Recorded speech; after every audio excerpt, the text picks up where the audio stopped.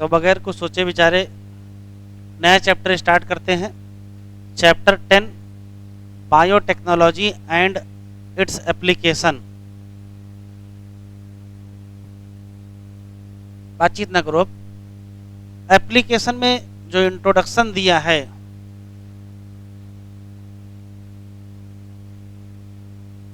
कि जैसा कि हम लोग पढ़ चुके हैं प्रीवियस चैप्टर में कि बायोटेक्नोलॉजी का मेन जो पर्पज है वो है इंडस्ट्रियल स्केल पे प्रोडक्शन करना किसी भी प्रोडक्ट का। उस प्रोडक्ट को यूज कर सकते हैं एज ए बायोफार्मास्यूटिकल या बायोलॉजिकल, और क्या यूज करके, जेनेटिकली मॉडिफाइड, चाहे वो माइक्रोब हो, चाहे वो फंजाई हो, चाहे प्लांट हो, चाहे एनिमल हो। एप्लीकेशन ऑफ बायोटेक्नोलॉजी में थेरेप्यूटिक्स आती हैं, मतलब दवाइयाँ, डायग्नोस्टिक्स भी है, जेनेटिकली मॉडिफाइड क्रॉप है जो एग्रीकल्चर के लिए है, प्रोसेस्ड फूड भी है, बायो रीमीडिएशन पुनर्जीवन, वेस्ट के ट्रीटमेंट और एनर्जी प्रोडक्शन। कहने का मतलब इतने सारे एरियाज हैं बायोटेक्नोलॉजी के एप्लीकेशन के, कोई क्वेश्चन इसमें से आया नहीं है। क्रिटिकल रिसर्च एरिया 3 कौन से हैं? तो पहला है कि बेस्ट कैटालिस्ट मिलना चाहिए। किस फॉर्म में? इम्प्रूव्ड ऑर्गेनिज्म के फॉर्म में या फिर प्योर एंजाइम के फॉर्म में। दूसरा, ऑप्टिमल कंडीशन कैसे क्रिएट की जाए किसी भी तरीके से इसमें कैटालिस्ट अच्छे से काम कर सके। और तीसरा, बहुत अच्छी डाउन स्ट्रीम प्रोसेसिंग डेवलप की जाए जिसमें प्रॉपर तरीके से क्या कर सके, प्यूरिफाई कर सके। कोई क्वेश्चन नहीं आया है और ना कोई आएगा, अभी कोई संभावना नहीं है। पहला है बायोटेक्नोलॉजिकल एप्लीकेशन इन एग्रीकल्चर। तो एग्रीकल्चर में बायोटेक्नोलॉजी का क्या एप्लीकेशन है, तो यहाँ शुरू होता है। कह रहा है कि किसी भी तरीके से एग्रीकल्चर का जो मेन एम है कि इंक्रीज करो फूड प्रोडक्शन, लेकिन फूड प्रोडक्शन बढ़ाने का जो सबसे पहला तरीका है वो ये है कि एग्रोकेमिकल बेस्ड एग्रीकल्चर करें। एग्रोकेमिकल मतलब केमिकल फर्टिलाइजर का इस्तेमाल करें, या केमिकल इंसेक्टिसाइड का, या पेस्टिसाइड का, या वीडीसाइड का, इन सब का यूज करें। एक ऐलान कर लो।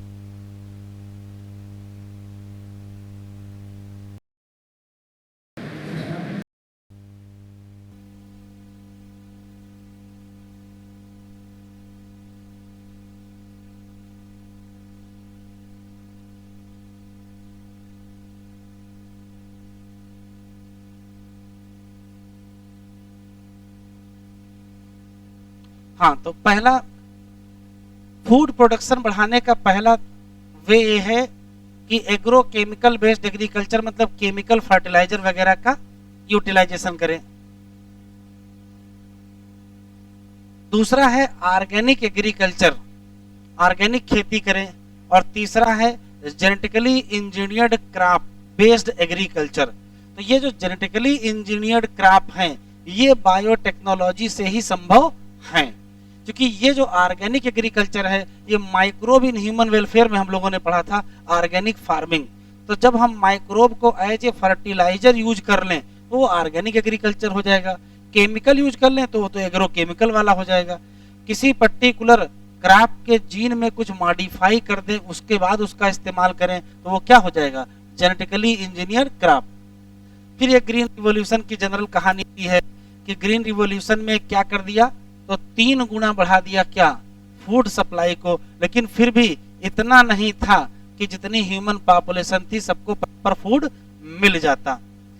यील्ड देखा है, increasing yield partly due to किसके द्वारा था, तो ये कुछ क्रॉप वैरायटी के द्वारा था, लेकिन मेनली किसके द्वारा था, बेटर मैनेजमेंट प्रैक्टिस। और किसके द्वारा, ग्रीन रिवॉल्यूशन के बाद जो उत्पादन बढ़ा था उसमें क्रॉप की वैरायटी तो अच्छी यूज ही करते थे, मैनेजमेंट भी अच्छा करते थे, और सबसे खास बात है क्या यूज करना शुरू किया, फर्टिलाइजर और पेस्टिसाइड। तो अगर क्वेश्चन पूछेगा कि ग्रीन रिवॉल्यूशन में ग्रीन रिवॉल्यूशन के बाद 3 गुना उत्पादन बढ़ गया, कैसे? तो आप कहोगे 3 तरीके से बढ़ गया। पहला तरीका इम्प्रूव क्रॉप वैरायटी, दूसरा तरीका एग्रोकेमिकल और तीसरा बेटर मैनेजमेंट प्रैक्टिस। लिखा है farmer in the developing world agrochemical. अगर हम केमिकल को यूज करते हैं तो ये क्या होते हैं? टू एक्सपेंसिव भी होते हैं, further increase in the yield, कोई ना कोई और तरीका होना चाहिए जो संभव नहीं है, किसमें? कन्वेंशनल ब्रीडिंग प्रोग्राम के द्वारा संभव ना हो। तो ये जनरल कहानी है, अभी तक कोई सवाल इस पैराग्राफ से आया नहीं है। सबसे खास बात यह है कि पहले इस चैप्टर में ये कहानी नहीं दी थी।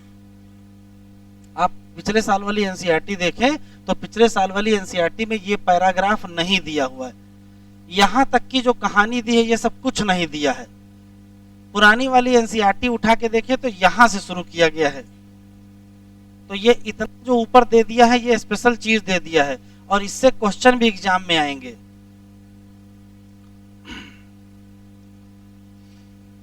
तो कहने का मतलब है कि यहाँ नई चीज जोड़ दिया है, क्या? Tissue culture. तो टिश्यू कल्चर से जुड़े कुछ क्वेश्चन आपको यहाँ मिलेंगे, क्योंकि पुरानी वाली एनसीईआरटी में ये पोर्शन स्ट्रेटजीज वाले में दिया था। ये पोर्शन देखिए तो स्ट्रेटजीज फॉर एनहांसमेंट में दिया था, अभी इन्होंने इसको उठा के यहाँ दे दिया है। तो चूंकि एनसीईआरटी में दिया है तो फिर ये सवाल आ जाएगा। तो टिश्यू कल्चर यहाँ शुरू होता, देखिए तो टिक करें। जब परंपरागत ब्रीडिंग टेक्निक फेल हो जाए, कि डिमांड पूरी ना कर पाए, क्योंकि बहुत तेजी से बढ़ रहा होगा क्या? क्रॉप इंप्रूवमेंट, तो कोई ना कोई और टेक्नोलॉजी करनी पड़ेगी, कोई ना कोई और टेक्नोलॉजी यूज करनी पड़ेगी जो अच्छे से डिमांड की सप्लाई कर सके। उस टेक्नोलॉजी का नाम टिश्यू कल्चर। तो टिश्यू कल्चर की डिफिनीशन ये नहीं है, ये तो जनरल बात दे दिया है कि भाई जिस प्रकार से डिमांड बढ़ रही है, अगर डिमांड पूरा करना चाहते हैं तो टिश्यू कल्चर इसमें मददगार है। कैसे, वो आगे समझेंगे हम लोग। अंडरलाइन करें। 1950s की अगर हम बात करें तो लिखा है होल प्लांट को क्या कर सकते हैं? रीजनरेट कर सकते हैं। कहां से? From any part of the plant. और जो एनी पार्ट ऑफ प्लांट होता है उसको कहते हैं क्या है? X plant. और इसको ग्रो कर सकते हैं किसमें? टेस्ट ट्यूब में, under the sterile condition in the special nutrient medium. तो एक क्वेश्चन सिर्फ यहाँ है, अगर आपसे क्वेश्चन पूछा जाए कि टिश्यू कल्चर है क्या, तो एक लाइन में डिफिनीशन दोगे क्या? कि जब होल प्लांट को रीजनरेट कर दिया जाए, कहां से? Any part of plant in a nutrient medium, तो इसी को कहते क्या है? Tissue culture. ऐसा क्यों संभव हो पाया है? तो the capacity to generate whole plant from क्या? एनी सेल या explant is called totipotency. तो ये क्वेश्चन इंपॉर्टेंट है। टोटीपोटेंसी क्या है? तो कहोगे जब होल प्लांट किसी एक सेल से बन सकता है, इसी को कहते हैं totipotency. You will learn how to accomplish this. ऐसा कैसे होता है इसको हम हायर क्लास में पढ़ेंगे। फिर भी it is important to stress here that nutrient medium, जो न्यूट्रिएंट मीडियम यूज किया जाएगा टिश्यू कल्चर में, उसमें हमको क्या देना पड़ेगा? कार्बन का सोर्स। किस फॉर्म में? सुक्रोज के फॉर्म में। और हमको क्या देने पड़ेंगे? इनऑर्गेनिक साल्ट और विटामिन और अमीनो एसिड और ग्रोथ रेगुलेटर, जैसे ऑक्सिन और कौन सा? साइटोकाइनिन। अभी तक देखो ये क्वेश्चन पूछा नहीं गया है कि न्यूट्रिएंट मीडियम में क्या क्या देना पड़ता है। तो न्यूट्रिएंट मीडियम में क्या क्या देना पड़ेगा? कार्बन का सोर्स देना पड़ेगा, इनऑर्गेनिक साल्ट देने पड़ेंगे, vitamin, amino acid, growth regulator जैसे ऑक्सिन और साइटोकाइनिन। ये देखो यहां से काम की बात। अगर हम इस मेथड का एप्लीकेशन करें, अगर हम इस मेथड का एप्लीकेशन करें तो ये पॉसिबल है कि हम क्या कर सकते हैं? अचीव कर सकते हैं। किसको? Propagation of large number of plant in very short. ये एज सच एग्जाम में आने वाली लाइन है, इसको इंपॉर्टेंट है, टिक कर लीजिए। Large number of plant in very short duration किस टेक्निक से बनाए जा सकते हैं? तो आंसर देंगे क्या? टिश्यू कल्चर या इसी का। This method of producing thousand of plant through the tissue culture इसी का दूसरा नाम क्या है? Micro propagation. क्या नाम है? Micro propagation. तो टिश्यू कल्चर के द्वारा या माइक्रो प्रोपेगेशन के द्वारा लार्ज नंबर ऑफ प्लांट हम वेरी शॉर्ट ड्यूरेशन में बना सकते हैं। टेक्निक का नाम या तो टिश्यू कल्चर या दूसरा का नाम माइक्रो प्रोपेगेशन। जितने ईच ऑफ दीज प्लांट, जितने भी बनेंगे वो सब के सब क्या होंगे? Genetically identical. किसके? ओरिजिनल प्लांट जहां से ये बनाए गए होंगे। इसी नाते इन सब को क्या कहते हैं? क्या कहते हैं? सोमा क्लोन। तो ये शब्द आपके काम के मिल गया। इसके नाम सोमा क्लोन क्यों है? क्लोन क्यों नहीं है? क्लोन ना कह देते। तो सोमैटिक बॉडी पार्ट से बना है, जैसे लीफ से बना होगा या रूट से बना होगा या स्टेम से बना है। इसी नाते ऐसे क्लोन, ध्यान सुनिएगा, ऐसे क्लोन जो सोमैटिक पार्ट से बने उनका नाम सोमै क्लोन होता है। मेनी इंपॉर्टेंट फूड प्लांट जैसे टोमेटो, बनाना, एप्पल, इनको प्रोड्यूस किया जाता है किस आधार पर? कमर्शियल स्केल पर, बाय यूजिंग दिस मेथड। ये दिस मेथड कौन सी है? टिश्यू कल्चर या micropropagation. Try to visit a tissue culture laboratory with your teacher to better understand the appreciate this process. Question सिर्फ हमको बता दो क्या है क्वेश्चन। तो केवल 5 सवाल इसमें लिखे हुए हैं, ध्यान से सुनिएगा। टिश्यू कल्चर क्या है? तो जब कभी होल प्लांट बना लिया जाए एक्स प्लांट से या एनी पार्ट ऑफ प्लांट से तो उसको कहते हैं टिश्यू कल्चर। ऐसा किस प्रॉपर्टी के नाते संभव है? तो आंसर देंगे टोटिपोटेंसी। दूसरा, इसका इस्तेमाल करके क्या कर सकते हैं? तो लिखा है ढेर सारे प्लांट बना सकते हैं कम समय में। इसी नाते इस टेक्निक का नाम माइक्रो प्रोपेगेशन है। इसमें जो न्यूट्रिएंट मीडियम यूज करेंगे उसमें क्या क्या क्या क्या होगा? तो भैया कार्बन सोर्स होगा, साल्ट होंगे, विटामिन होंगे, अमीनो एसिड होंगे और प्लांट ग्रोथ रेगुलेटर होंगे। ये तो लिखा है। कौन कौन से पौधे हैं जो टिश्यू कल्चर टेक्निक के द्वारा बनाए जा रहे हैं? 3 नाम लिखे हैं। तो देखो जब 3 ही नाम लिखे तो ऑप्शन पूछ रहे हैं ना अंदर कौन सा है? कौन कौन से हैं? एप्पल है, बनाना है और कौन सा है? देखो टोमेटो है, बनाना है, एप्पल। 3 दिए तो कम से कम 3 तो। एक क्वेश्चन और है, ये सब के सब जेनेटिकली क्या होते हैं? आइडेंटिकल होते हैं और इसी नाते इनको कहते क्या हैं? क्या कहते हैं? सोमै क्लोन। इस पैराग्राफ से एग्जामिनर बहुत खुश है। इधर लेटेस्ट में तो सवाल नहीं आया है लेकिन बहुत बार क्वेश्चन यहां से आ चुका है। कॉन्सेप्ट समझ लीजिए क्या है। इधर देखिए, मान लेते हैं कि ये कोई पर्टिकुलर प्लांट है और आपने हाइब्रिडाइजेशन टेक्निक के द्वारा बहुत अच्छी वैरायटी का प्लांट आपने बनाया, लेकिन संयोग से ये प्लांट बीमार हो गया, इसको कोई डिजीज हो गई, तो अब आप ये मान रहे हो कि एक न एक दिन इस प्लांट की क्या हो जाएगी? डेथ हो जाएगी। और जब इस प्लांट की डेथ हो जाएगी तो ऐसा प्लांट दोबारा आपको कहां से मिलेगा? कोई टेक्निक नहीं है। ध्यान से सुनिएगा, जो हाइब्रिड प्लांट होते हैं उसमें सामान्य फर्टिलाइजेशन के द्वारा पौधे बनाओगे तो हाइब्रिड कैरेक्टर क्या हो जाएंगे? कम हो जाते हैं, क्योंकि जो कैरेक्टर एग्रीगेट हुए होंगे वो क्या कर जाएंगे? सेग्रीगेट कर जाएंगे। ये आपको हाइब्रिडाइजेशन में समझ में आएगा। तो समस्या ये है कि मान लेते हैं कि ये बहुत बढ़िया कोई प्लांट है और इसके अंदर हर वो कैरेक्टर है जो आप चाहते हो, लेकिन संयोग से इसमें वायरस का इन्फेक्शन हो गया है। ठीक है, तो इसका मतलब इस पौधे का अंत निश्चित है। तो अगर आप चाहते हो कि ऐसा ही पौधा आपको और मिल जाए, तो इस पौधे से अगर हजारों पौधे ऐसे ही बनवाना चाहते हो तो कौन सी टेक्निक है? तो अभी पढ़ रहे हो कौन सी टेक्निक है? Tissue culture. तो एक काम करिए, इसका कोई भी हिस्सा ले लीजिए और क्या कर दीजिए? टिश्यू कल्चर करा दीजिए। जब टिश्यू कल्चर कराओगे तो आपको क्या मिल जाएंगे? ढेर सारे प्लांट मिल जाएंगे। लेकिन एक समस्या हो गई, क्या कि जब ऐसा कर रहे थे तो जो ढेर सारे प्लांट बन रहे थे उसमें भी वायरस था, तो बनाने का फिर क्या फायदा हुआ?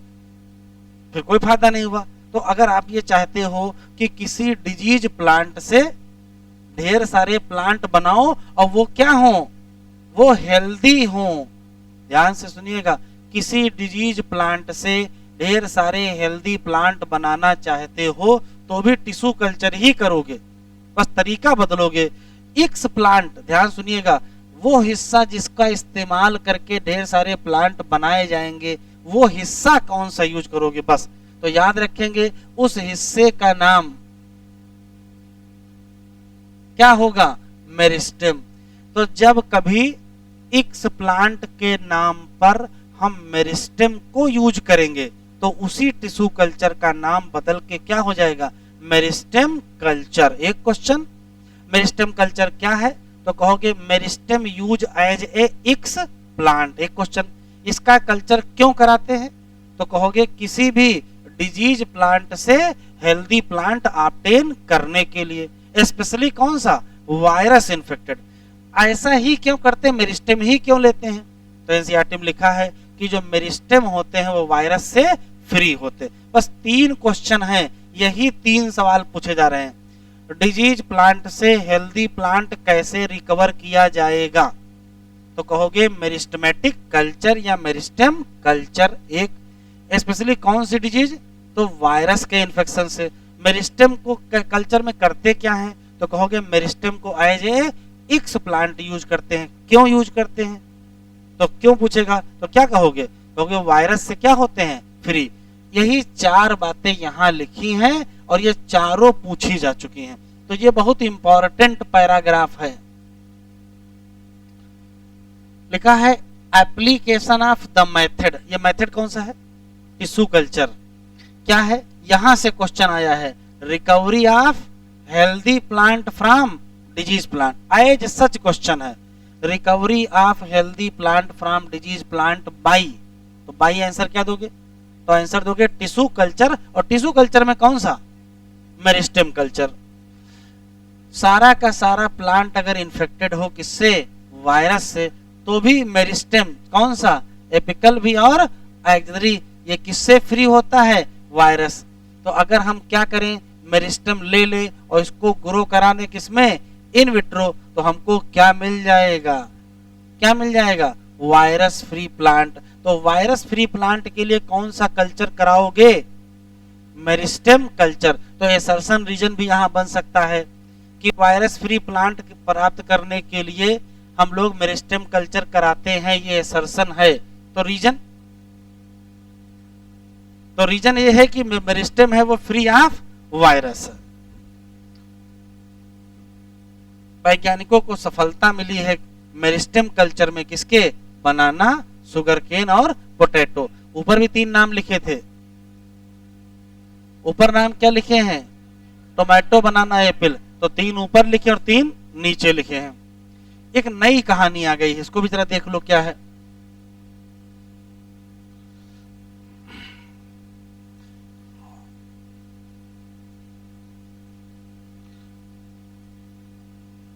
ध्यान से सुने, मान लेते हैं कि ये कोई पर्टिकुलर प्लांट है, जिस प्लांट को आपने मेल प्लांट की तरीके से सिलेक्ट किया। कोई दूसरा प्लांट है जिसको फीमेल प्लांट की तरफ से आपने सेलेक्ट किया। तो हुआ क्या, आपने इसके एंथर से पालन ग्रेन कलेक्ट किए। ध्यान से सुनते जाओ, पहले प्रॉब्लम तो सुनो कि आखिर वो हेडिंग आई कहां से। यहां से पालन ग्रेन कलेक्ट किए और इसको यहाँ के स्टिग्मा पर रिलीज किए। लेकिन हुआ क्या, पालन पिस्टिल इंट्रैक्शन ने इन पालन ग्रेन को रिजेक्ट कर दिया। तो बताओ क्या हाइब्रिडाइजेशन हो पाएगा, नहीं हो पाएगा। तो बहुत बार ऐसा होता है कि जब हम पर्टिकुलर स्पीसीज के पालन ग्रेन डालते हैं तो पालन पिस्टिल इंट्रैक्शन उसको रिजेक्ट कर देता है और फर्टिलाइजेशन नहीं हो पाता है। तो क्या इस पौधे और इस पौधे में हाइब्रिडाइजेशन करा पाओगे, नहीं हो पाएगा। लेकिन आपकी इच्छा है, नहीं हमको कराना ही है, तो कैसे होगा, तो देखो कैसे होगा, ध्यान से सुनिएगा। इच्छा कैसे हुई, तो हुआ क्या है, वास्तव में मान लेते हैं कि ये है पोटैटो और ये है टोमेटो। तो भाई पोटैटो के पालन ग्रेन अगर टोमेटो पे डालोगे तब तो रिजेक्ट कर ही देगा, नहीं कर देगा, स्पीसीज ही बदली है। तो नियम से तो इन दोनों का हाइब्रिडाइजेशन संभव नहीं है। लेकिन वैज्ञानिकों ने मन में ठान लिया है कि हम इन दोनों का क्या कराएंगे, हाइब्रिडाइजेशन कराएंगे। ठीक है, तो देखो कैसे होगा। टिश्यू कल्चर का इससे बेहतर इस्तेमाल वैज्ञानिक नहीं कर सकते थे। क्या किया, ध्यान से सुनिएगा। इस पर्टिकुलर प्लांट की सोमैटिक सेल ले लिया और इस पर्टिकुलर प्लांट की भी सोमैटिक सेल ले लिया और कहा इस सोमैटिक सेल को इस सोमैटिक सेल से जोड़ देंगे तो बनेगा सोमैटिक हाइब्रिड।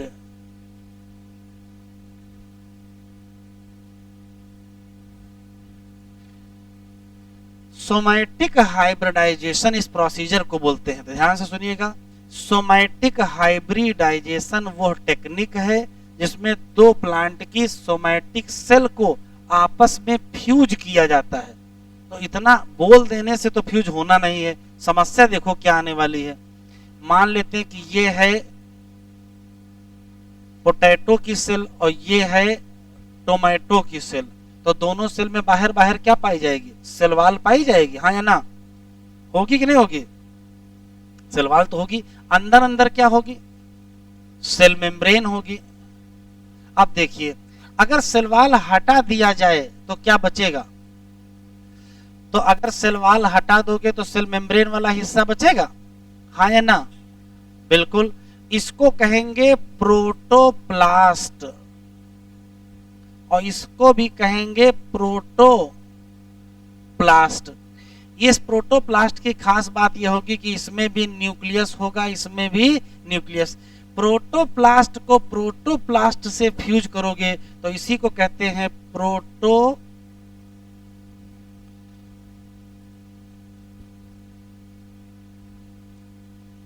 प्रोटोप्लास्ट फ्यूजन, या इसी का दूसरा नाम क्या है, सोमैटिक हाइब्रिडाइजेशन। तो अब सोमैटिक हाइब्रिडाइजेशन करने के बाद एक नया प्रोटोप्लास्ट बनेगा जिसमें दोनों न्यूक्लियस फ्यूज हो गए होंगे। अब इसका आप करा दीजिए टिश्यू कल्चर। जब इसका टिश्यू कल्चर कराओगे तो नया जो पौधा बनेगा उसमें इसकी भी प्रॉपर्टी होगी और इसकी भी प्रॉपर्टी होगी। तो टिश्यू कल्चर को बहुत आगे यूज किया गया है। फिर से सुन लेते किया क्या गया है। इस सेल, इस पर्टिकुलर प्लांट की सोमैटिक सेल ले लो, इस पर्टिकुलर प्लांट की सोमैटिक सेल ले लो, सीधे तो फ्यूज होने नहीं है। पहले सेल वाल रिमूव कर दो, क्या बनेगा, प्रोटोप्लास्ट। फिर प्रोटोप्लास्ट को फ्यूज कर दो, तो जैसे प्रोटोप्लास्ट को फ्यूज करोगे बन जाएंगे सोमैटिक हाइब्रिड। फिर उसका टिश्यू कल्चर करा दीजिए और इसका टिश्यू कल्चर कराओगे तो नया प्लांट बना लो। तो जो नया प्लांट बनेगा उसका नाम पोमैटो होगा। क्या होगा, पोमैटो। टोमेटो और पोटैटो जोड़ के क्या बन जाएगा, पोमैटो। वैज्ञानिकों के मन में यह था कि ऐसा पौधा बने जिसमें मिट्टी के नीचे आलू लगे और ऊपर क्या लगे, टमाटर। लेकिन उल्टा हो गया था,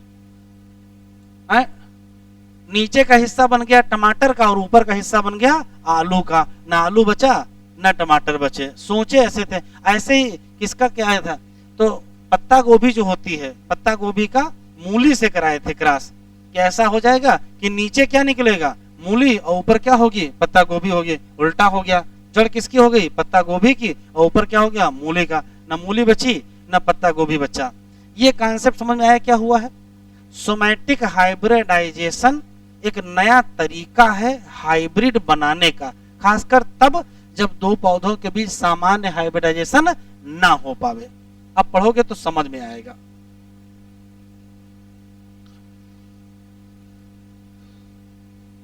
साइंटिस्ट ने आइसोलेट कर लिया क्या, सिंगल सेल, कहां से, plant. After digesting their cell wall तो हमको क्या मिल जाएगा, नैक्ड प्रोटोप्लास्ट, जिसके बाहर बाहर क्या होगी, आइसोलेटेड प्रोटोप्लास्ट। कहां से ले लो, दो डिफरेंट वैरायटी से ले लो और जिसमें क्या हो, डिजायरेबल कैरेक्टर हो। इनको क्या कर, फ्यूज कर दो और तो क्या बनेगा, हाइब्रिड प्रोटोप्लास्ट बनेगा। उसको फर्दर ग्रो करा दो, उसको फर्दर ग्रो करा दो और बना दो क्या, न्यू प्लांट। इस हाइब्रिड को ही कहते क्या हो, somatic hybrid. While the process is called, इसी का नाम क्या है, सोमैटिक हाइब्रिडाइजेशन। कह रहा है इमेजिन करो वो सिचुएशन जब प्रोटोप्लास्ट किसका, टोमेटो का, किससे फ्यूज कर दिया गया, पोटैटो, और ग्रो करके क्या बनाया गया, न्यू हाइब्रिड प्लांट, जिसमें कैरेक्टर किसके थे, टोमेटो के भी और potato. Well this has been achieved resulting the formation of क्या, क्या बन गया, टोमेटो बन तो गया, लेकिन आगे क्या लिखा है, अनफॉर्चुनेटली क्या हुआ, this plant did not have all the desirable combination. Tomato और पोटैटो मिला करके पोमैटो बन तो गया था, लेकिन पोमैटो में उल्टा हो गया था, जो ऊपर का हिस्सा बना वो आलू का हो गया और जो नीचे का हिस्सा बना वो टोमेटो का हो गया। सोच ये रहे थे कि एक ही पौधा होगा जिसमें मिट्टी के नीचे क्या होंगे, आलू लगेंगे, ऊपर क्या लगेंगे, टमाटर लगेंगे, लेकिन ऐसा हो नहीं पाया। If there is any alternative path of our understanding of genetics can be so, किसी तरीके से मिनिमाइज करो क्या, यूज ऑफ फर्टिलाइजर और क्या केमिकल, क्योंकि इससे कुछ न कुछ क्या होता है, पोल्यूशन होता है और हमारे इन्वायरमेंट पर भी इसका असर पड़ता है। वास्तव में चैप्टर फिर यहाँ शुरू हो गया है इस जगह से। ऐसा कोई प्लांट या बैक्टीरिया या फंजाई या एनिमल जिसका जीन क्या हो जाए, जीन क्या हो जाए, अल्टर्ड हो जाए या क्या हो जाए, मैनिपुलेट हो जाए, तो उसी को कहते क्या हो, जेनेटिकली मॉडिफाइड ऑर्गेनिज्म, या शॉर्ट फॉर्म में जीएमओ। किसी पर्टिकुलर ऑर्गेनिज्म में जेनेटिक मॉडिफिकेशन क्यों करते हैं, तो कोई ना कोई पर्पज, तो ये पर्पज टिक कर लो, सब इंपॉर्टेंट है, पर्पज सब इंपॉर्टेंट है। जैसे क्रॉप को बनाओ more tolerant to abiotic stress, मतलब कोल्ड या ड्राफ्ट या साल्ट या हीट से वो लड़ सके। प्लांट को ऐसा बनाओ कि घटे किस पर डिपेंडेंसी, पेस्टिसाइड, मतलब कैसे प्लांट बना दो, ऐसा कुछ करो कि घट जाए क्या, पोस्ट हार्वेस्ट लॉस, ऐसा कुछ करो कि बढ़ जाए क्या, efficiency of mineral use by क्या प्लांट। तो जब ऐसा होगा तो जल्दी इग्जासन नहीं होगा, क्या, फर्टिलिटी ऑफ सॉइल कम। अगर प्लांट जितना, ध्यान सुनिएगा, जितने मिनरल सॉइल से एब्जॉर्ब करें अगर उतने यूटिलाइज कर लें तो फिर कम एब्जॉर्ब करना पड़ेगा। होता क्या है, प्लांट एब्जॉर्ब ज्यादा कर लेता है और यूज कम करता है। तो अगर प्लांट कम ही एब्जॉर्ब करे और उतने से ही काम चला ले तो किससे बच जाओगे, इग्जासन ऑफ फर्टिलिटी ऑफ सॉइल। तो यहाँ क्या लिखा है, प्रिवेंट। इनहांस कर देंगे क्या, न्यूट्रिशनल वैल्यू ऑफ फूड, जैसे क्या बनाया, ये पता नहीं कितने में, इसके ऊपर लिख लो गोल्डन राइस। गोल्डन राइस ये क्या है, तो कहोगे vitamin A in rich rice. Golden rice का जो जीन था वो डैफोडिल से लाया गया था। ये अभी नीट में एक बार क्वेश्चन लेटेस्ट में आया है, इसके आगे लिख लो gene isolate from daffodil, gene isolate from daffodil. एक और लिखा है, ये कौन सा है, टेलर मेड प्लांट। दर्जी के यहाँ प्लांट बनेगा, तो दर्जी के यहाँ नहीं बनेगा। ऐसा प्लांट जिसको सप्लाई कहाँ करना हो, इंडस्ट्री में, उनको क्या कहते हैं, टेलर मेड प्लांट।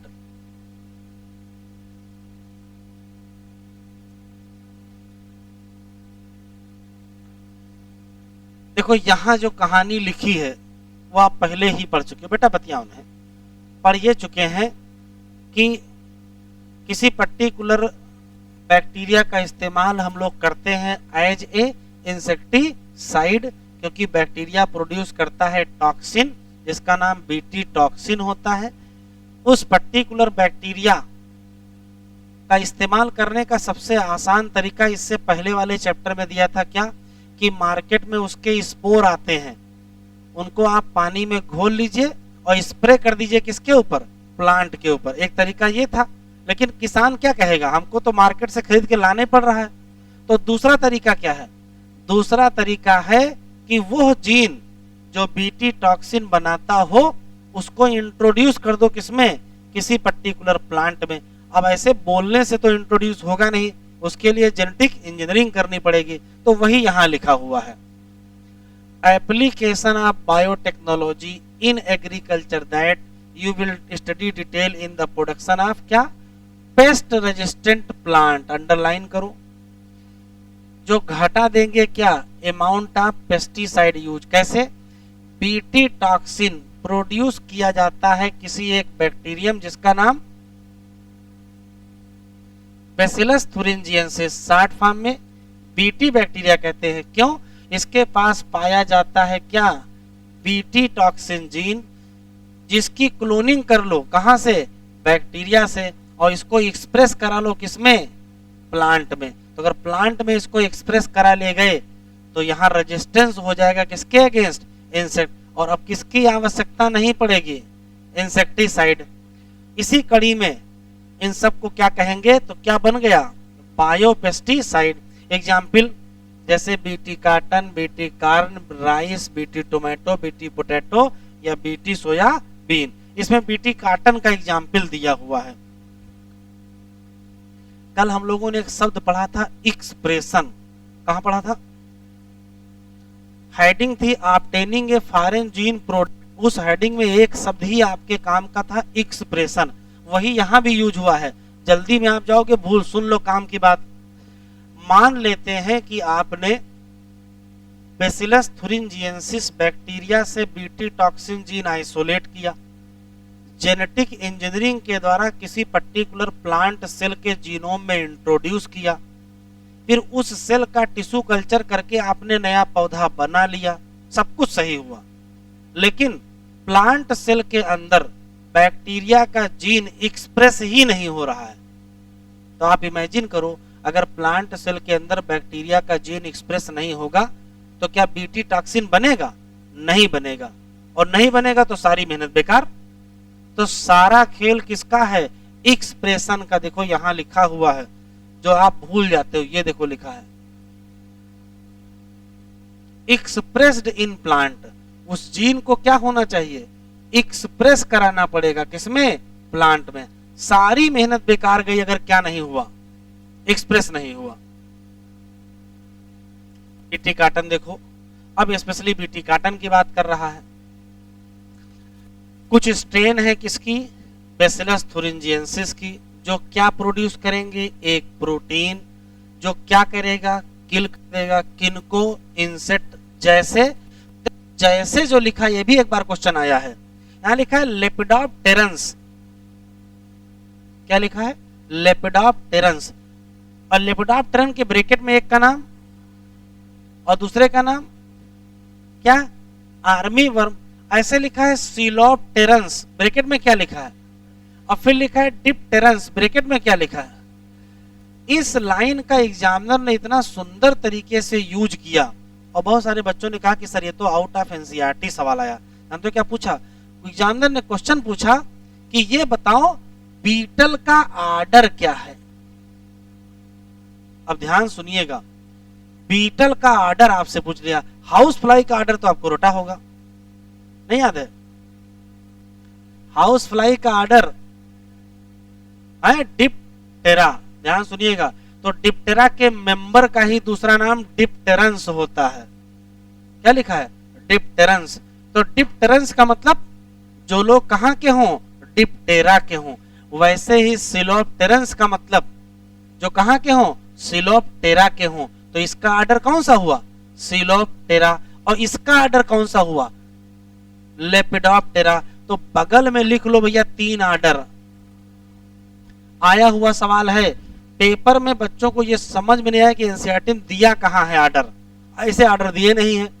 अगर आपसे क्वेश्चन पूछेगा बीटल बिलोंग्स टू आर्डर, तो क्या बताओगे,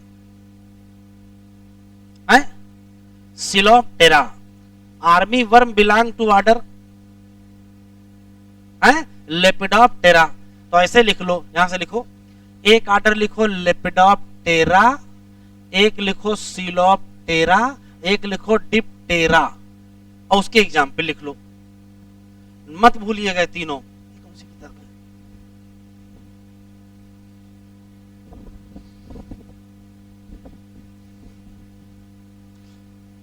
लेपिडोप्टेरा के मेंबर का नाम बताओ, हैं? और सिलोप्टेरा के मेंबर का नाम, और डिप्टेरा के मेंबर का नाम, और हाउस फ्लाई किसमें है? हाउस फ्लाई किसमें है? डिप्टेरा में ही है, भूल गए? ठीक, तो डिप्टेरा क्या है? आर्डर है। जैसे जो लोग केजीएमसी में पढ़ते हैं वो उनको क्या कहते हैं? उनको जॉर्जियन कहते हैं। वैसे जो सिलोप्टेरा के हैं उनका नाम सिलोप्टेरंस है।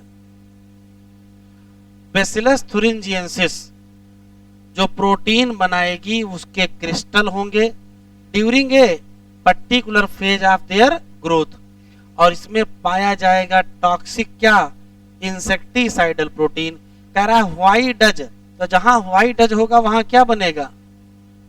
वहां एसर्शन रीजन बनेगा।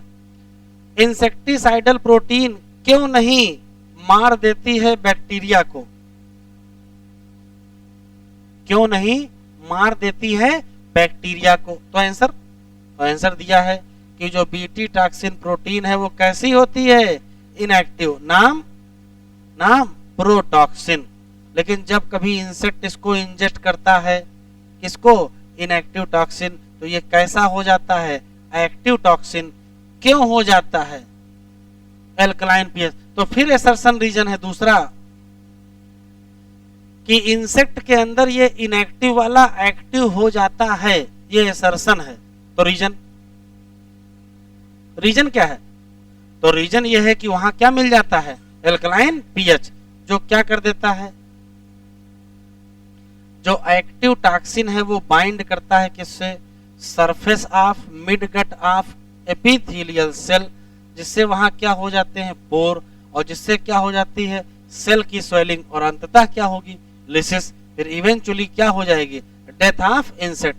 सवालों से भरा हुआ पैराग्राफ है, सवाल ही सवाल हैं। जैसे बेसिलस thuringiensis का इस्तेमाल किन किन किन को मारने में करोगे? बोल नहीं रहे हो? एक में दो एग्जाम्पल है, एक में एक एग्जाम्पल है, एक में दो एग्जाम्पल है। 5 नाम तो बताने ही पड़ेंगे। कौन कौन से?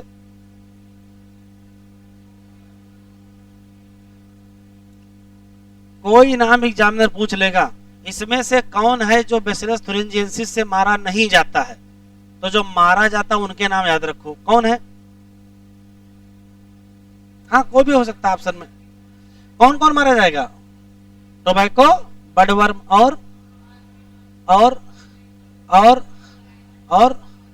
Mosquito belongs to order, flies belongs to order, beetle belongs to order. बोल नहीं रहे हो? सिलोप्टेरा बोल ही नहीं पा रहे हो। Tobacco budworm belongs to order Lepidoptera, और आरबी वर्ड यहां लिख लो अहमद कोबल।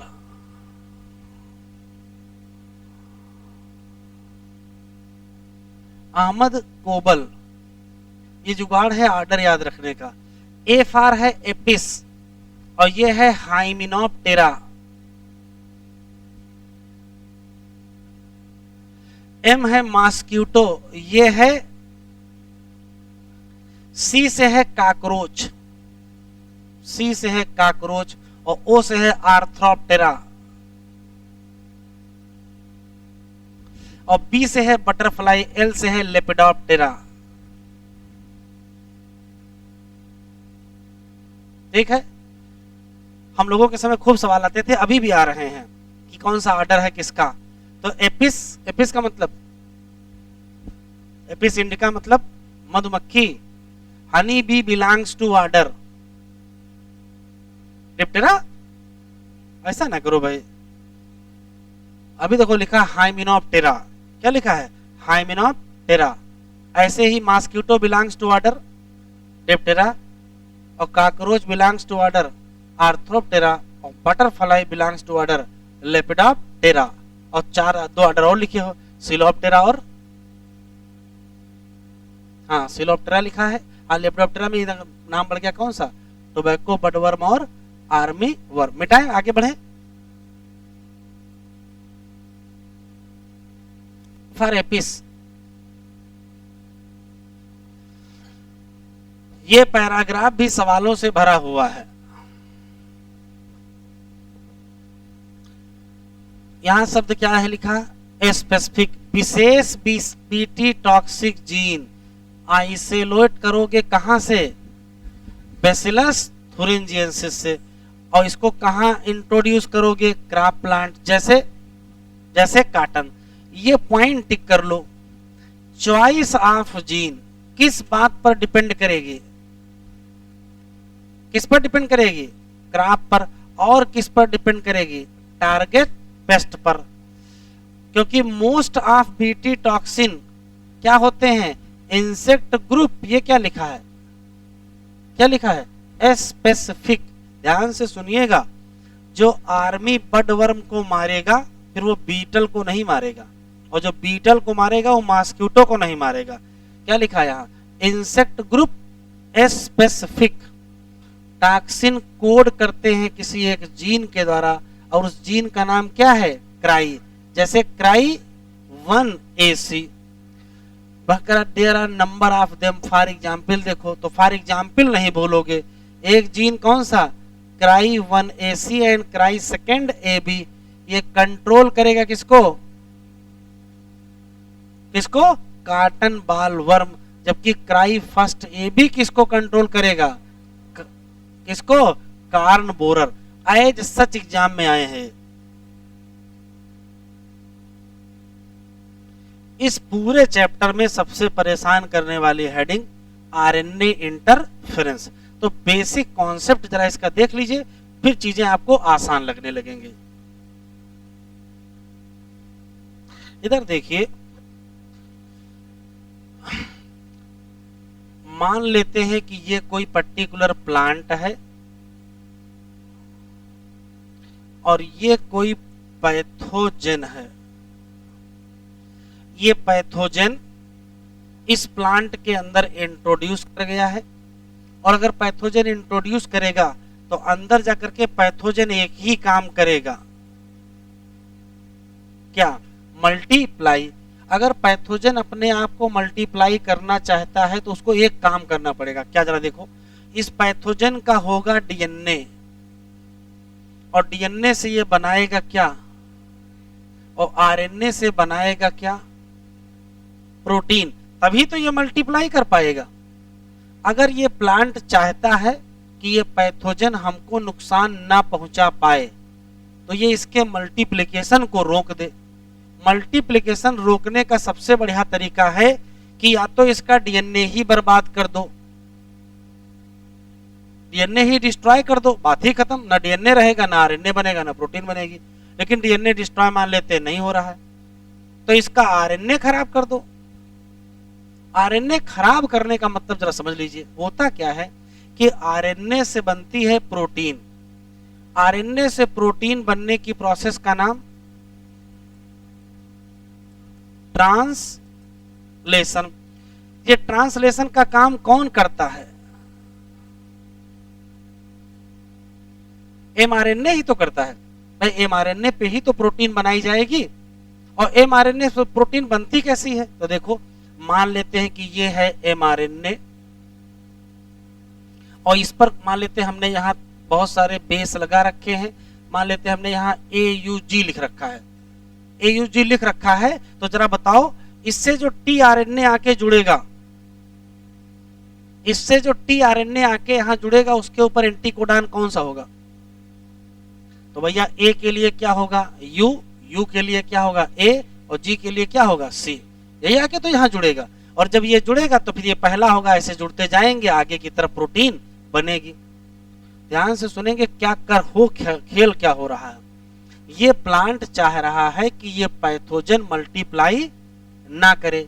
उसने कहा कि हम इनको क्या नहीं करने देंगे, ट्रांसलेशन नहीं करने देंगे।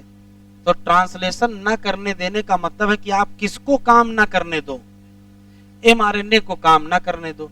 एमआरएनए को काम ना करने देने का मतलब यह है कि इससे टीआरएनए को ना जुड़ने दो बस। क्योंकि टीआरएनए क्या करेगा, अमीनो एसिड लेके आएगा ना, तो अगर वो ना जुड़ने पाए तो क्या अमीनो एसिड आएगा, नहीं आएगा। तो क्या प्रोटीन बनेगी, नहीं। तो कैसे नहीं जुड़ने दोगे, तो देखो कैसे नहीं जुड़ने देंगे। देखें, ये है एमआरएनए, और इस पर कोई बेस सीक्वेंस लगे हुए हैं। अगर ऐसा कुछ किया जाए, ऐसा कुछ किया जाए कि इस mRNA से एक नया RNA जोड़ दिया जाए, इस mRNA से एक नया कोई दूसरा RNA जोड़ दिया जाए, और फिर किसको नहीं जुड़ने की जगह मिलेगी, tRNA, तो क्या प्रोटीन बनेगी? नहीं बनेगी। इसी RNA का नाम iRNA है। क्या है? iRNA, फुल फॉर्म है इंटरफेरिंग RNA। तो ध्यान से सुनेंगे, जब कभी इंटरफेरिंग RNA के द्वारा mRNA को चुप करा दिया जाए, चुप कराने का मतलब है उससे प्रोटीन ना बनाने दी जाए, तो उसी को कहते हैं साइलेंसिंग ऑफ mRNA, और इस फिनोमेना को कहते हैं RNA इंटरफेरेंस। RNA interference. और ऐसे RNA जो ये काम कराएगा उसका नाम iRNA, और फुल फॉर्म क्या है उसका? Interfering RNA। तो एक लाइन का केवल कॉन्सेप्ट है। तभी यूकैरियोटिक सेल चाहती हैं कि पैथोजन उसके अंदर आके मल्टीप्लाई ना कर पावे। उसका एक ही तरीका है, mRNA से क्या ना बनने दें? प्रोटीन ना बनने दें। कैसे? mRNA से tRNA को ना जुड़ने दें। कैसे? उसके लिए नया RNA भेज दिया गया, कहा जाना mRNA से जुड़ जाना। अगर ये mRNA से जुड़ जाएगा तो क्या tRNA से जुड़ पाएगा? नहीं जुड़ पाएगा। वो RNA जो mRNA से जुड़ करके उससे प्रोटीन की सिंथेसिस ना होने दे, उस RNA का नाम iRNA, या पूरा नाम इंटरफेरिंग RNA, और इस पूरे फिनोमेना को कहते हैं RNA इंटरफेरेंस। इसमें हो क्या गया? इसमें mRNA काम नहीं कर पाया है ना, mRNA काम ना कर पाने को कहते हैं साइलेंसिंग ऑफ mRNA। एक कॉन्सेप्ट क्लियर यहां तक? एक क्वेश्चन और है, ये जो iRNA है ये कहां से लाओगे? ये iRNA कहां से लाओगे? तो देखो कहां से लाओगे, ये वास्तव में DNA से ही तो बनाएंगे। भाई दुनिया का कोई भी RNA हो तो उससे बनाओ, किससे? DNA से। तो DNA से ही क्या बनाओगे? iRNA बनाओगे। बस एक नया काम कर दोगे। DNA में कितने स्ट्रैंड? 2 स्ट्रैंड, और RNA में 1 स्ट्रैंड, लेकिन जो iRNA बनता है उसमें 2 स्ट्रैंड। तो iRNA क्या होता है? तो कहोगे डबल स्टैंडर्ड RNA होता है। होता जरूर ये डबल है, लेकिन जब यहां जुड़ना होता है तो ये सिंगल वाला जुड़ता है। बस ये ध्यान रखना है आपको। अब देखो अंदर एनसीईआरटी में क्या क्या लिखा है।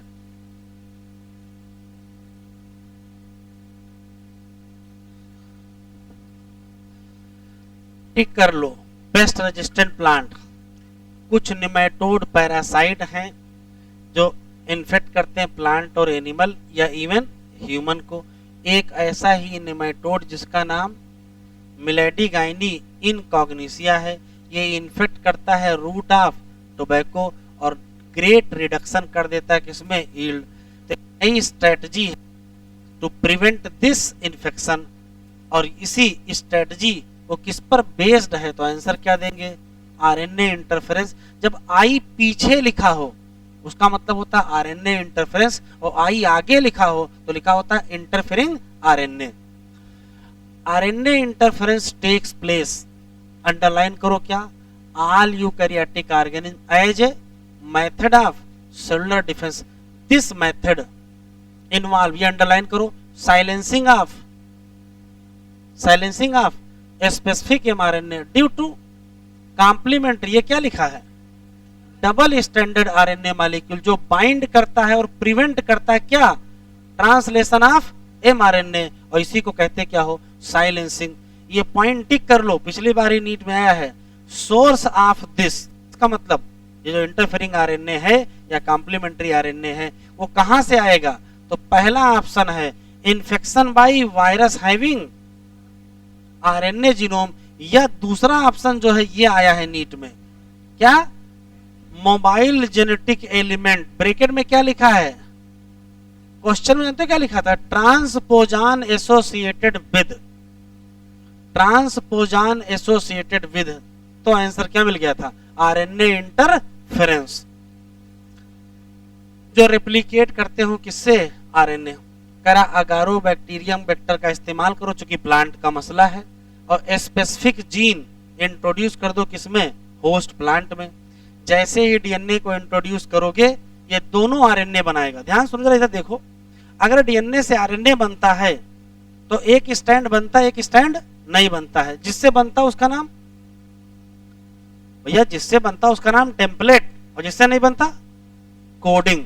यहां दोनों से बनेगा, यहां दोनों से बनेगा। तो एक आरएनए स्टैंड का नाम होगा सेंस और एक आरएनए स्टैंड का नाम होगा एंटी सेंस। तो डबल स्टैंड में एक कौन सा होगा सेंस, एक कौन सा antisense in the host cell. दोनों आरएनए एक दूसरे के क्या होंगे, कॉम्प्लीमेंट्री होंगे। तो क्या बना लेंगे, डबल स्टैंडर्ड आरएनए। और इसी डबल स्टैंडर्ड आरएनए की जिम्मेदारी है कि क्या शुरू कराओ, आरएनए इंटरफेरेंस, और चुप कराओ किसको, M RNA of the nematode. Consequences was that parasite क्या नहीं कर पाएगा, सरवाइव नहीं कर पाएगा किसमें, ट्रांसजेनिक होस्ट, क्योंकि वो एक्सप्रेस कर रहा होगा क्या, स्पेसिफिक इंटरफेरिंग आरएनए। देखो पहली बार लिखा है इंटरफेरिंग आरएनए। ऐसा ट्रांसजेनिक प्लांट अपने आप को बचा लेगा किससे, पैरासाइट। पूरी भूमिका आपको याद रखनी है, क्वेश्चन ही क्वेश्चन यहाँ भरे हुए हैं। ये सभी यूकैरियोटिक सेल में बचने का तरीका है। इसमें एक विशेष आरएनए बनाया जाएगा जो कि डबल स्टैंडर्ड होगा, उसका नाम इंटरफेरिंग आरएनए होगा। फिनोमेना का नाम आरएनए इंटरफेरेंस होगा। रिजल्ट क्या होगा, साइलेंसिंग ऑफ एमआरएनए, ठीक है, और उससे प्रोटीन नहीं बन पाएगी। बायोटेक्नोलॉजिकल एप्लीकेशन इन मेडिसिन, पहले में कोई खास बात नहीं है, फिर भी recombinant DNA technological procedures made immense impact on area of healthcare and enabling mass production of safe and effective drug. Recombinant therapeutic do not induce, इसको अंडरलाइन कर लो जरा। recombinant जो होती दवाइयां वो क्या नहीं करती हैं, अनवांटेड इम्यूनोलॉजिकल रिस्पांस नहीं बनाती हैं, जैसा अक्सर हो जाता है किसमें, नॉन ह्यूमन सोर्स में। दुनिया में कितनी रिकॉम्बिनेंट थेराप्यूटिक हैं, 30। इसमें से हमारे देश में कितनी यूज हो रही हैं, 12। पहली कौन सी है, genetically engineered insulin. Management of adult onset diabetes is possible by taking insulin at regular time interval. What would a diabetic patient do if enough insulin was not available? अभी कुछ अंडरलाइन ना करिएगा। If you discuss this, you would soon realize that one would have to isolate and use insulin from other animal. The insulin isolate from other animal, यहाँ से underline करो, ये effective होती है बिल्कुल वैसे ही जैसी ह्यूमन बॉडी से निकलती है, लेकिन and would not be elicit an immune response, तो ये इम्यून रिस्पांस कर देती है। Now imagine if bacterium were available that could make human insulin, suddenly whole process become so simple. Large quantity of bacteria and make insulin you need. Think about whether insulin can be orally administered, तो कहोगे no। क्यों, अगर oral लोगे तो ये protein होगी और ये डाइजेस्ट हो जाएगी, अगर डाइजेस्ट हो जाएगी तो फिर काम नहीं आएगी। इंसुलिन यूज फॉर डायबिटीज, यहां से क्वेश्चन आया है लास्ट ईयर ही। वाज अर्लियर एक्सट्रैक्टेड फ्रॉम, कहां से, pancreas of slaughtered cattle and क्या, pig. Insulin from an animal source, मतलब किसी दूसरे, ये क्या कर सकती है, सम पेशेंट टू डेवलप क्या, एलर्जी, या किसी प्रकार की क्या हो सकती है, रिएक्शन। इंसुलिन कंसिस्ट ऑफ क्या, 2 शॉर्ट पॉलीपेप्टाइड चेन, एक का नाम ए और एक का नाम बी, जो आपस में जुड़ी है किससे, disulphide bridge. Mammal including human, insulin synthesize होती है naturally as a pro hormone, या जैसे कि प्रो एंजाइम होता है।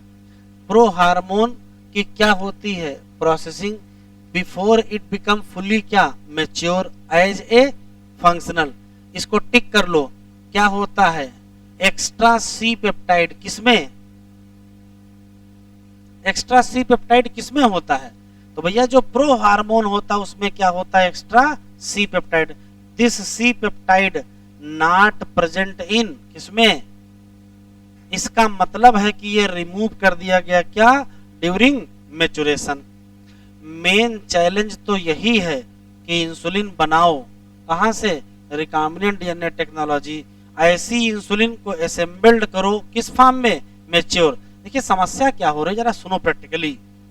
भाई मान लेते हैं कि आपने जीन ले लिया ह्यूमन, बैक्टीरिया में डाल दिया, बैक्टीरिया ने आपके इंसुलिन बनाई, यहां तक तो सही है।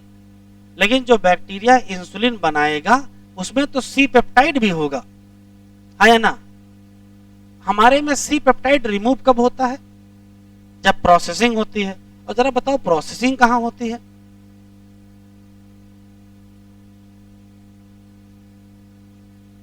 कहां होती प्रोसेसिंग।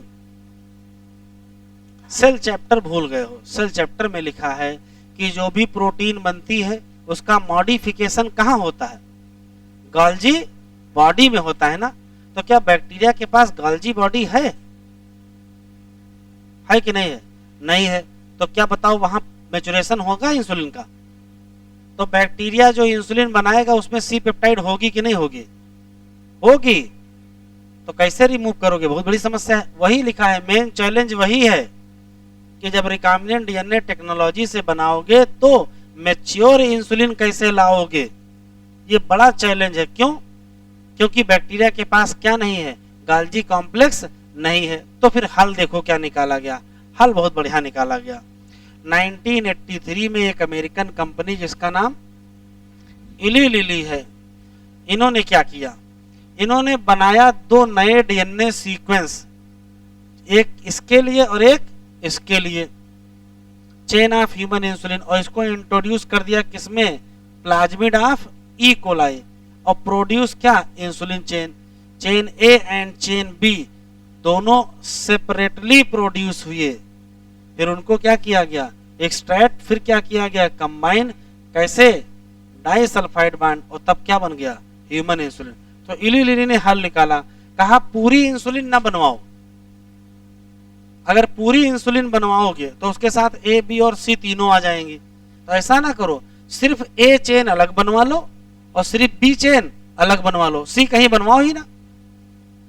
जब सी हटाना है तो कहीं बनवाओगे, ए अलग बनवा लिया, बी अलग बनवा लिया, दोनों को जोड़ के क्या बना लिया, इंसुलिन बना लिया। जीन थेरेपी, इससे भी खूब सवाल आ रहे हैं। कह रहा if a person is born with hereditary disease can a corrective therapy be taken for such disease, कहोगे no, gene therapy is an attempt to do this, ये प्रयास है। जीन थेरेपी क्या है, तो ये है, it is a collection of method that allow correction of क्या, gene defect that been diagnose in, ये काम की बात है, यहां से टिक कर लो। जीन थेरेपी क्या है, तो कहोगे ये प्रयास है कि करेक्ट करो किसको, जीन के डिफेक्ट को, उस पर्टिकुलर केस में जब बीमारी क्या पता चल जाए, चाइल्ड या क्या पता चल जाए, तो करोगे क्या, here gene are inserted into a person cell या tissue to treat a disease. Correction of genetic defect involve, इसमें क्या होता है, नॉर्मल जीन को डिलीवरी कर दो किसमें, इंडिविजुअल या एम्ब्रायो, और वो अंदर जाके क्या करेगा, सामान्य फंक्शन करेगा, और किसका फंक्शन करने लगेगा, नॉन फंक्शन जीन। तो हिंदी में काम की बात यह है कि जब कभी किसी चाइल्ड में या एम्ब्रायो में कोई जेनेटिक डिजीज डिटेक्ट हो जाए तो उसमें नॉर्मल जीन को इंट्रोड्यूस कर दिया जाए, जो जा करके किसका फंक्शन करने लगेगा, नॉन फंक्शन जीन की जगह वो काम ले लेगा और वही काम करने लगेगा। इसी को कहते क्या है, जीन थेरेपी। ये तो रटना है। पहली जीन थेरेपी कब की गई, कब की गई, 1990 में की गई, और किस पर की गई, 4 ईयर ओल्ड गर्ल, जो जिसको बीमारी कौन सी थी, कौन सी थी, adenosine deaminase deficiency, ADA disease. ये जो एडीए एंजाइम है, लिखा है this enzyme is crucial for, किसके लिए, immune system to function, disorder cause due to, किसके नाते हुआ? तो डिलीशन तो एक प्रकार का जेनेटिक डिसऑर्डर है ना, डिलीशन ऑफ द जीन जो किसके लिए बनाता था? Adenosine deaminase. कुछ बच्चों में एडीए डिफिशियंसी क्योर की जा सकती है, किसके द्वारा? तो यहाँ देखिए ये क्योर शब्द जरूर लिखा है लेकिन क्योर नहीं होती है। क्योर शब्द का मतलब है पूरी तरीके से ठीक हो जाना, तो कैन बी क्योर लिखा है। पहला तरीका क्या है बेटा? Bone marrow transplantation. लेकिन कुछ में इसको कैसे ट्रीट करते हो? Enzyme replacement therapy. इसमें क्या करते हो? इसमें फंक्शनल एडीए एंजाइम देते हो, किसके द्वारा? इंजेक्शन। लेकिन प्रॉब्लम ये है दोनों केस में क्या कि क्या नहीं होगा, क्या नहीं होगा? कंप्लीटली क्यूरेबल नहीं होगा। तो पहला स्टेप टुवर्ड जीन थेरेपी। अब रुक जाओ जरा, इसके ऊपर जो लिखा उसको अलग है और इसके बाद जो लिखा वो अलग है। इसके ऊपर ये लिखा है कि एडीए डिफिशियंसी डिसऑर्डर जिन बच्चों को है, सबसे पहला तरीका है कि हम क्या कर सकते हैं? Bone marrow transplantation. दूसरा तरीका एंजाइम रिप्लेसमेंट थेरेपी। इसमें क्या करते हैं? इसमें किसी हेल्दी आदमी से एडीए एंजाइम ले लेंगे या बायोटेक्नोलॉजी से बना लेंगे एंजाइम और उस एंजाइम को इंजेक्शन से अपना देते रहेंगे। लेकिन दोनों केस में कंप्लीट क्योर नहीं है। क्यों?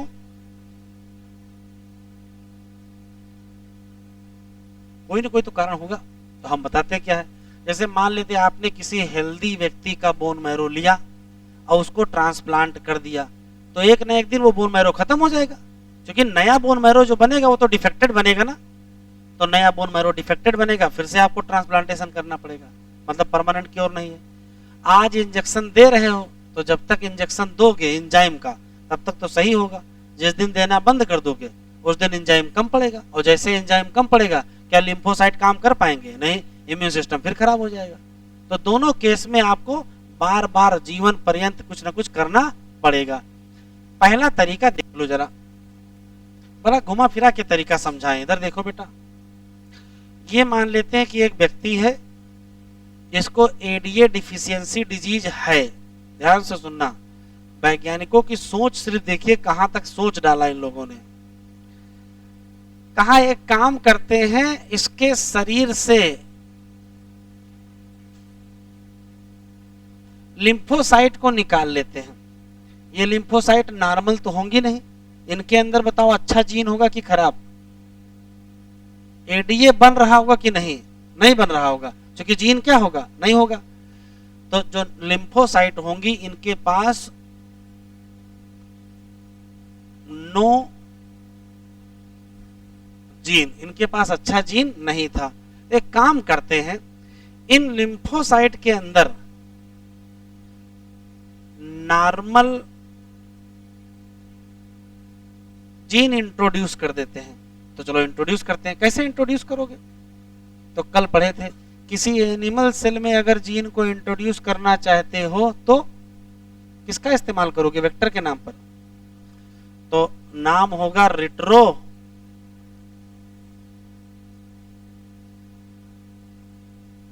तो कोई बात नहीं, रेट्रो वायरस का इस्तेमाल कर लो नॉर्मल जीन, और नॉर्मल जीन को कहोगे क्या? एडीए सी डीएनए एनसीईआरटी में लिखा है, एडीए सी डीएनए, एडिनोसिन डीएमिनेज। सी का मतलब है क्लोन्ड डीएनए। एडीए सी डीएनए को इंट्रोड्यूस कर दिए किसमें? क्या करोगे? इस लिम्फोसाइट को डाल दीजिए टिश्यू कल्चर में। कहां डाल दीजिए? टिश्यू कल्चर में। तो अगर इसको टिश्यू कल्चर में डाल दोगे तो 1 से 2 सेल, 2 से 4, 4 से 8, 16, 32, 64 मल्टीप्लाई हो जाएंगे। और फिर मल्टीप्लाई करने के बाद जितनी सेल होंगी वो सब की सब जेनेटिकली इंजीनियर्ड लिम्फोसाइट होंगी। इन जेनेटिकली इंजीनियर्ड लिम्फोसाइट को इसी बॉडी में फिर से क्या कर दो? रिलीज कर दो।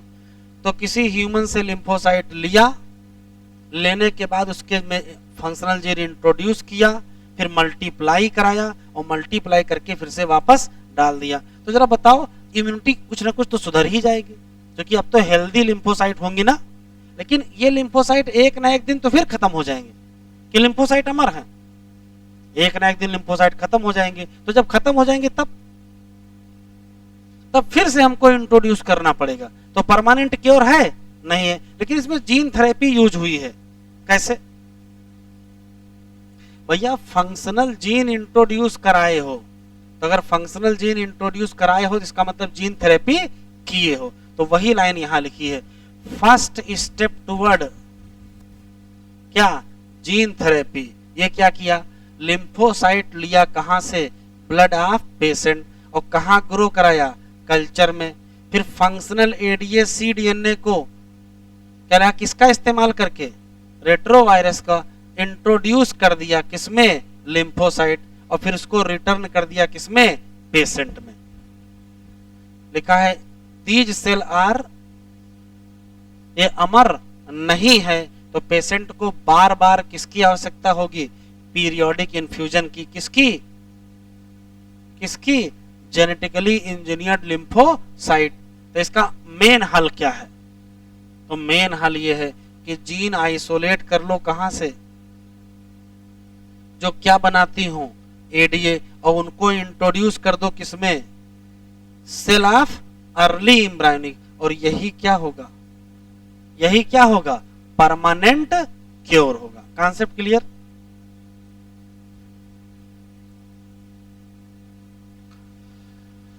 पिछले साल का या पिछले साल के पिछले साल वाला पेपर देखिएगा, इस हेडिंग से 3 सवाल आए हैं, मॉलिक्यूलर डायग्नोसिस से, केवल मॉलिक्यूलर डायग्नोसिस हेडिंग से 3 सवाल हैं, तो बहुत इंपॉर्टेंट है। कह रहा है कि इफेक्टिव ट्रीटमेंट तभी संभव है जब क्या होगा, अर्ली डायग्नोसिस। इसी साल पूछा है अर्ली डायग्नोसिस किस मेथड से संभव नहीं है, इसी साल पूछा है। तो यहां देखो लिखा है यूजिंग कन्वेंशनल, परंपरागत मेथड ऑफ डायग्नोसिस। जैसे अगर इसका इस्तेमाल करोगे तो क्या अर्ली डिटेक्शन होगा, देखो लिखा है अर्ली डिटेक्शन इज, इसी साल नीट में आया है। अर्ली डिटेक्शन किससे संभव नहीं है, तो किससे संभव नहीं है, अरे बताओ भैया, सीरम एनालिसिस से संभव नहीं और यूरिन एनालिसिस से संभव नहीं है। तो सवाल यह है कि फिर अर्ली डिटेक्शन संभव किससे है, देखो लिखा है अर्ली डायग्नोसिस बाई, कौन कौन सा टेक्निक, और कौन सी टेक्निक, और कौन सी टेक्निक। तो यही 4 ऑप्शन थे, कौन कौन सी टेक्निक के द्वारा अर्ली डायग्नोसिस संभव है, रिकॉम्बिनेंट, पीसीआर और एलाइजा। और किससे संभव नहीं है, सीरम और यूरिन एनालिसिस। कह रहा प्रेजेंस ऑफ पैथोजन, चाहे बैक्टीरिया या वायरस, ये हम तभी शक करते हैं जब पैथोजन क्या बना देता है, सिम्पटम, और इस समय तक पैथोजन बहुत ज्यादा हाई हो जाता है। अगर very low concentration of bacteria और वायरस को हम डिटेक्ट करना चाहते हैं तो हमें क्या करना चाहिए, एम्प्लीफिकेशन करना चाहिए किसका, न्यूक्लिक एसिड बाई पीसीआर। रुक जाओ, क्वेश्चन पूछेगा very low concentration of pathogen को कब डिटेक्ट किया जा सकता है, तो कहोगे amplification of nucleic acid by PCR. कह रहा एक्सप्लेन व्हाई, एक्सप्लेन आपको पहले से पता है। पीसीआर को अब रूटीनली यूज करते हैं क्या डिटेक्ट करने में, एचआईवी, किसमें, सस्पेक्टेड एड्स पेशेंट। इसको और भी यूज किया जा रहा है किसमें, डिटेक्ट म्यूटेशन इन जीन, किसमें, सस्पेक्टेड कैंसर पेशेंट में। ये पावरफुल टेक्निक है, आइडेंटिफाई मेनी क्या, जेनेटिक डिसऑर्डर। तो ये पैराग्राफ बहुत इंपॉर्टेंट है। पीसीआर को किस किस किस में यूज करेंगे,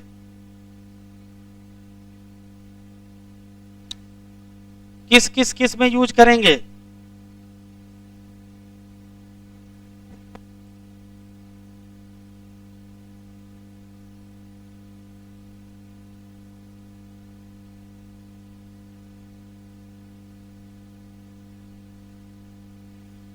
म्यूटेशन दूसरा, कैंसर तीसरा, सस्पेक्टेड एड्स नहीं लिखा है, और जेनेटिक डिसऑर्डर, 4 चीजें लिखी हुई हैं। पिछली बार का पेपर उठा के देखें, इस पूरे पैराग्राफ को पूछ लिया गया है, जितना लिखा सब था। इसमें लिखा है सिंगल स्टैंडर्ड क्या ले लो या क्या ले लो, बस टैग किससे हो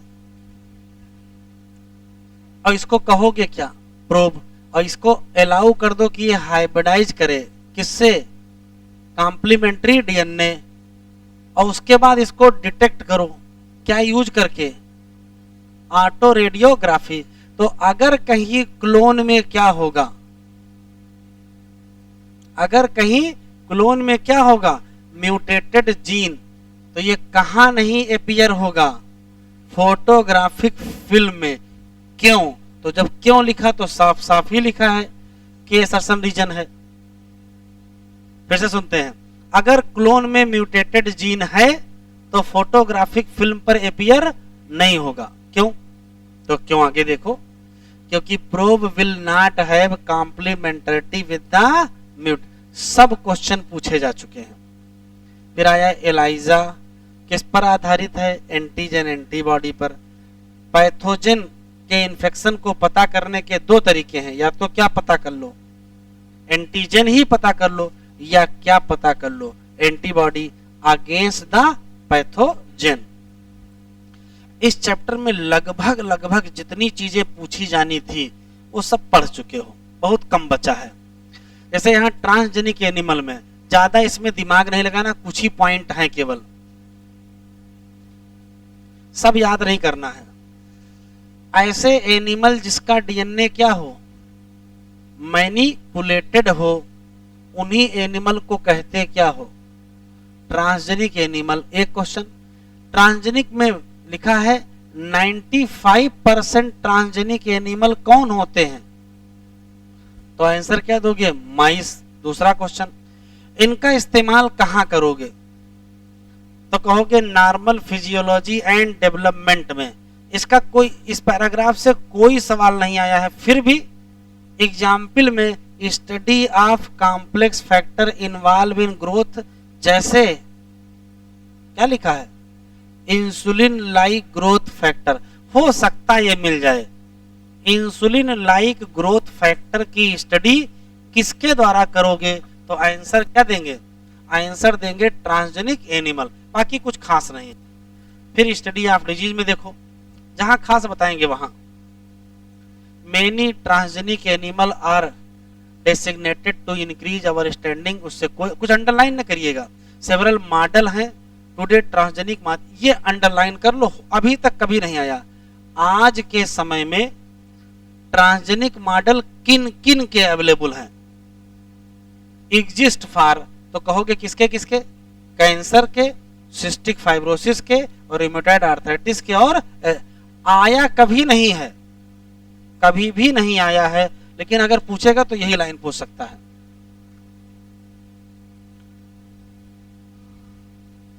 हर बार सोचते हैं कि इससे कोई ना कोई सवाल आएगा, लेकिन आ नहीं रहा है। यहां अच्छे सवाल हैं। बायोलॉजिकल प्रोडक्ट, बहुत सारी ऐसी मेडिसिन है जिसमें क्या यूज होता है, बायोलॉजिकल प्रोडक्ट, और ट्रांसजेनिक एनिमल का इस्तेमाल करते हैं कि प्रोड्यूस करते हैं उन बायोलॉजिकल प्रोडक्ट को। कैसे, तो यहां टिक करके लिखो। जैसे एक ह्यूमन प्रोटीन है जिसका नाम अल्फा 1 एंटीट्रिप्सिन है, इसका इस्तेमाल किस बीमारी में करोगे, तो ये पूछा जा सकता है। कौन सी प्रोटीन है जो एम्फाइसेमा के ट्रीटमेंट में यूज होगी, अल्फा 1 एंटीट्रिप्सिन लिखा। ऐसा ही प्रयास किसके लिए कर सकते हो, फिनाइल कीटोन्यूरिया के लिए, और किसके लिए। फिर ये डाटा रटना है। 1997 में क्या बनाया गया, पहली ट्रांसजेनिक काऊ, नाम क्या था, रोजी। इसमें जो मिल्क था, इसका जो मिल्क था, उसकी खास बात क्या थी, ह्यूमन प्रोटीन इनरिच था, और कितने 2.4 ग्राम पर लीटर। ये जो मिल्क था इसमें पाई जाती कौन सी protein, human alpha lactalbumin, और ये मोर बैलेंस प्रोडक्ट है किसके लिए, ह्यूमन बेबीज के लिए। वैक्सीन सेफ्टी, उम्मीद है सवाल इससे भी आएगा, आ नहीं रहा है, अभी तक आया नहीं है। अंडरलाइन करो, ट्रांसजेनिक माइस का इस्तेमाल किया जाता है क्या टेस्ट करने में, क्या टेस्ट करने में, safety of vaccine before they use. Transgenic mice use करते हैं सेफ्टी ऑफ, ये क्या लिखा है, पोलियो वैक्सीन। और अगर ये सक्सेसफुल रहा, अगर ये सक्सेसफुल रहा तो इसको रिप्लेस करेंगे किसके द्वारा, monkey, to test the safety of. ध्यान से सुनो, गलती कहां होगी। अगर क्वेश्चन में बैचेज लिखा मिल जाए तुम आंसर क्या लगाओगे, मंकी, और कुछ ना लिखा मिले तो माइस लगाओगे। इसमें केमिकल सेफ्टी में कोई सवाल नहीं है। इथिकल इशू में फर्जी कहानी बहुत दी है, काम के 3 सवाल हैं। पहला सवाल ये है, इसको टिक करो। इंडियन गवर्नमेंट ने एक ऑर्गेनाइजेशन बनाया जिसका नाम GEAC, full form genetic engineering approval committee. ये क्वेश्चन पूछा गया है, यही मेक क्या decision regarding the validity of GM research and safety of introducing GM organism for public. ये पूरा पैराग्राफ नीट में पूछा जा चुका है, ठीक है। बाकी कुछ कहानी यहां नहीं मिल रही, कुछ काम का मिलेगा तो फिर बताते हैं। इधर आओ, देखो है काम का, देखो यहां से टिक करो। Basmati rice distinct for its unique aroma and flavour, लगभग कितनी documented variety of basmati grown in India. एक क्वेश्चन ये रट लीजिए। फिर एक डाटा है, 97 में अमेरिकन कंपनी ने क्या ले लिया, पेटेंट, किसका, बासमती राइस। और इन्होंने कहा कि हमने नई वैरायटी बनाई है, जबकि वास्तव में क्या था, तो वास्तव में ये टिक करो, ये नई variety of basmati actually derive from कहां से, इंडियन फार्मर। एक क्वेश्चन ये, तो क्वेश्चन पूछेगा अमेरिकन कंपनी ने किसका पेटेंट ले लिया था, बासमती राइस का, ठीक है। एक क्वेश्चन यहां है कि ये लोग पेटेंट लेने का प्रयास कर रहे हैं किसका, और नीम का। फिर ये पूरा पैराग्राफ इंपॉर्टेंट है।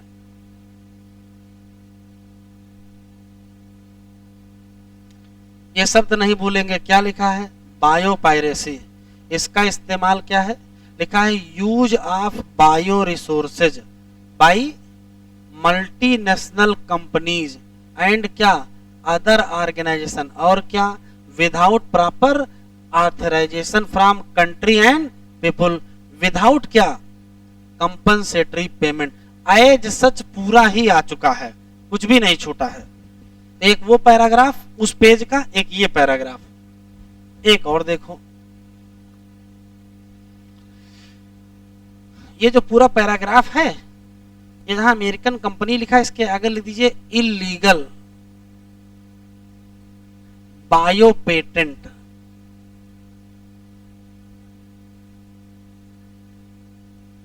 Illegal bio patent. तो एक ये क्वेश्चन है, एक है बायो पेटेंट, एक है बायो पायरेसी, और एक है GEAC। ये 3 क्वेश्चन है। तो इलीगल बायो पेटेंट किसने लिया, अमेरिकन कंपनी ने लिया। और किसका ले लिया था, बासमती राइस का, कब, 1997 में। हमारे देश में कितनी डॉक्यूमेंटेड वैरायटी है, 27। एक ये क्वेश्चन और है, हो सकता है ये पैराग्राफ आ जाए। इंडियन पार्लियामेंट ने रिसेंटली क्या पास किया है, second amendment in Indian patent bill. Question पूछेगा इंडियन पेटेंट बिल में कौन सा अमेंडमेंट हुआ है, सेकंड अमेंडमेंट हुआ है, जो इस बात को ध्यान में रखा कि स्पेशली इमरजेंसी प्रोविजन और क्या, researches development and initiative. Chapter तो खत्म हो गया। सुनो, आज क्या तारीख है? देखो कल अगले 3 लेक्चर बहुत जरूरी है। कल पढ़ा देंगे पूरा का पूरा फोटोसिंथेसिस, अगले दिन पढ़ा देंगे पूरा रेस्पिरेशन, फिर अगले दिन पढ़ा देंगे पूरा प्लांट एंड डेवलपमेंट। सुबह क्लास नहीं है, 2 बजे ही क्लास चलेगी जैसे चल रही है। तो कल फोटोसिंथेसिस चैप्टर जरूर पढ़ेंगे और परसों रेस्पिरेशन पढ़ेंगे और फिर प्लांट ग्रोथ पढ़ेंगे। तो ये 3 चैप्टर और ये 2 चैप्टर मिला करके 5 चैप्टर। इन 5 चैप्टर से एग्जाम में 20 सवाल आएंगे। इन 5 चैप्टर से एग्जाम में 10 क्वेश्चन प्लांट फिजियोलॉजी से और 10 ही क्वेश्चन बायो टेक्नोलॉजी से। ठीक है, जाओ।